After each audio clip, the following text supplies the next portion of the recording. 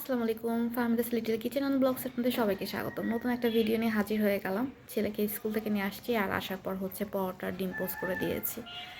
সকালে নাস্তা করছে সে। আজকে শেয়ার করব সারাদিন কি কি করি কি না করি, এগুলো আর কি টুকটাক ভিডিও।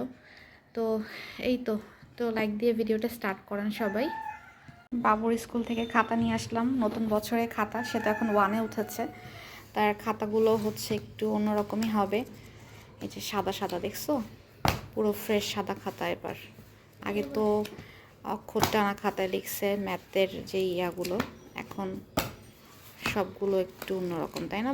আর ড্রয়িং খাতা, এই যে ডায়েরি আছে। তুমি হ্যাপি নতুন খাতা পেয়ে? তুমি হ্যাপি? হ্যাঁ। এটা কি বলো তো? এটা হুম, এটা একটা ডায়েরি।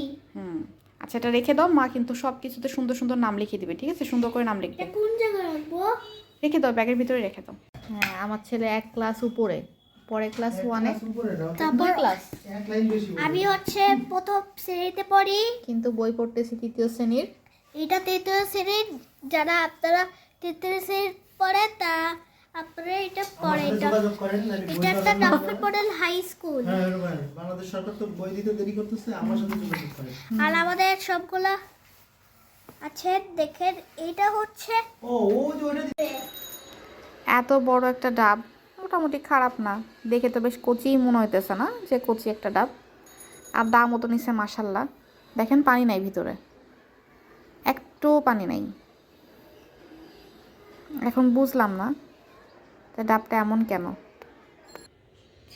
আবার ডাবের ভিতরে পানি নাই, আবার ডাবের ওই যে দেখেন কেমন একটা চিহ্ন, দেখতে একটু ভয়ঙ্কর না? একটু ভয়ঙ্কর লাগতেছে দেখতে। দুপুরে রান্না বান্না করবো, রান্নায় চলে আসছি দুপুরের।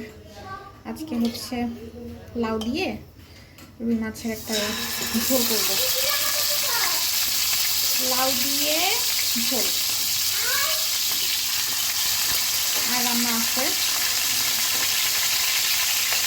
প্রথম হচ্ছে মাছগুলো ভাজতে হবে।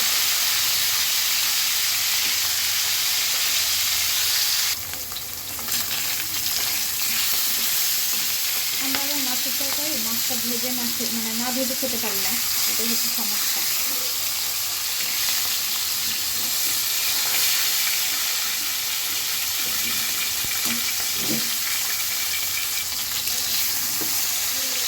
মাছটা ভাজা হয়ে গেলে তুলে ফেলতে হবে। এখানে হচ্ছে ফোড়নটা বেটে নিয়েছি, ভাজনা বা স্পেশাল মশলা আমরা যেটাকে বলি। এখন মাছটা তুলে ফেলবো এক এক করে।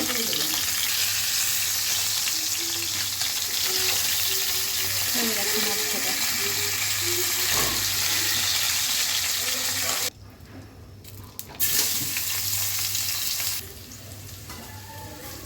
পেঁয়াজটা একটু ভাজা হলে আমি একটু রসুন বাটা দিব, অল্প, বেশি না, কারণ আমি চাচ্ছি যে স্পাইসটা একটু কমাই খাইতে, তেল মশলা একটু কমাই খেতে চাচ্ছি।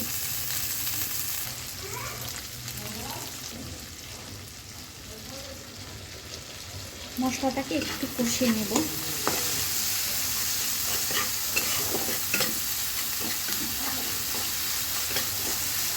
ঝালটাও দেখেছেন যে পরিমাণ খুব কমিয়ে দিয়েছি, কারণ আমার হচ্ছে একটু সমস্যা হচ্ছে, গ্যাসের সমস্যা হচ্ছে মূলত, মানে পেটের প্রবলেম হচ্ছে, এই জন্য তেল মশলাটা একটু কমিয়ে দিব। তো আজকে ডাক্তারের আবার অ্যাপয়েন্টমেন্ট আছে, ডাক্তারের কাছে যেতে হবে। আসলে আমার ডিকশনারিতে মনে হয় ভালো থাকার যে ওয়ার্ডটা, ওটাই মনে হয় মিসিং হয়ে গেছে। একদম লাগাতার প্রতি মাসে কিছু না কিছু আর কি আমার সাথে হচ্ছেই, যেটা আসলে মানে 1 মাস সুস্থ থাকি তো আর 1 মাস অসুস্থ, এরকমই হইতেছে আমার সাথে। এখন আল্লাহই ভালো জানেন যে আল্লাহ আমাকে এত ভালোবাসেন যে প্রতি মাসেই আমার কোনো না কোনো সমস্যা থাকেই, সুস্থ থাকি না একটা মাসও। যার কারণে ভিডিও মেক করতে পারিনি, ভিডিও বেশ কিছুদিন দিতেও পারিনি।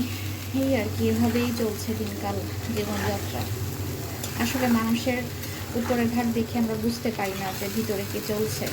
ভিতরের খবরগুলো একমাত্র সেই জানে যার সাথে জিনিসগুলো ঘটে, তাই না? তো লাউটা কষিয়ে নিই